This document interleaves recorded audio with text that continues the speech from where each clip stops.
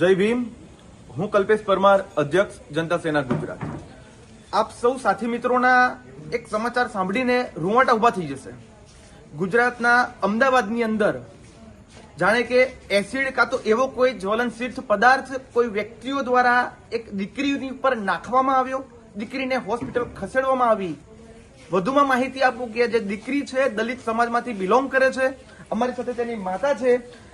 અમદાવાદના નરોડા ખાતે નીલકમળ સોસાયટી આવેલી છે। આ દીકરી કોઈ મોટર કારની અંદર કોઈ શોરૂમમાં નોકરી કરતી। દીકરી જ્યારે ઘરે આવી રહી હતી તે દરમિયાન કોઈ બાઇકમાં બે લોકો આવ્યા। જ્વલનશીલ પદાર્થ કદાચ એસિડ હોઈ શકે કાં તો બીજું કોઈ હોઈ શકે, પરંતુ દીકરી દાઝી ગઈ છે આંખોના ભાગથી અને અન્ય ભાગથી, તેવું પરિવારનું તથા અન્ય લોકોનું કહેવું છે। દીકરીને હોસ્પિટલ ખસેડવામાં આવી છે, પરંતુ મારો પ્રશ્ન એ છે કે આ જે વિસ્તાર છે સરદારનગરની હદમાં લાગે છે। આ બનાવને લગભગ 30 મિનિટથી વધારે સમય થઈ ગયો છે। ખાલી ને ખાલી પીસીઆર આવીને જતી રહી છે। અહીંયાના પીઆઈ ક્યાં છે?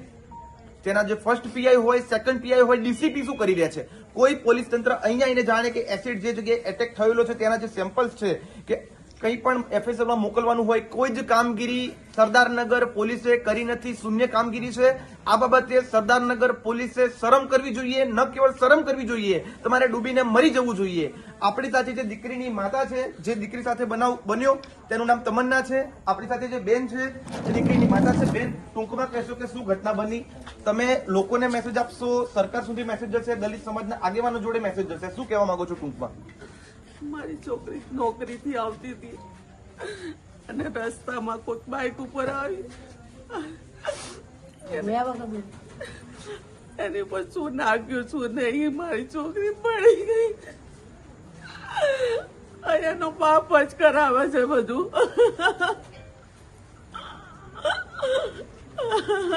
તમે રોવો નહીં। જે રીતે બેને વાત કરી કે બની શકે કે નજીકના પરિવારમાંથી પણ કોઈ વ્યક્તિ હોઈ શકે ઇન્ટરનલ એક્સપાઇઝેડ ડિસ્પ્યુટના કારણે, પરંતુ તે બધી જ વાતો પોલીસ વેરિફિકેશન જ્યારે પોલીસ તપાસ કરે ત્યારબાદ સામે આવે તો અહીંયાની પોલીસને કહેવું છે કે આટલો સમય થઈ ગયો છતાં પણ કોઈ ઉચ્ચ અધિકારી આ ઘટના સ્થળે હાજર નથી। હું તો કહું કે માનો કે પરિવારનો જ કોઈ સભ્ય છે તો કોઈ પણ વ્યક્તિને આ રીતની કરવાની કોઈને પરમિશન નથી। આપણે ભારત દેશની અંદર રહીએ છીએ, લોકશાહી ઢબે જીવન જીવીએ છીએ।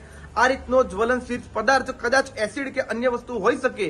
આપણા વિસ્તારમાં ઘટના બની અને આ પોલીસ શાંતિથી બેસી રહી હોય તેવું સ્પષ્ટ દેખાઈ રહ્યું છે, કારણ કે જરા પણ પોલીસનો કાફલો કાં તો ઉચ્ચ અધિકારી હાજર નથી। જય ભીમ, ઇન્કલાબ જિંદાબાદ। વધુમાં ટૂંક સમયમાં જે પણ આરોપી હોય તે પકડાવા જોઈએ, અન્યથા આના ઘેરા પ્રત્યાઘાતો ન કેવલ ગુજરાતમાં સમસ્ત ભારતમાં પડશે। આનું પોલીસ તંત્રે ગંભીરતાથી ધ્યાન લેવા માટે વિનંતી। જય ભીમ, ઇન્કલાબ।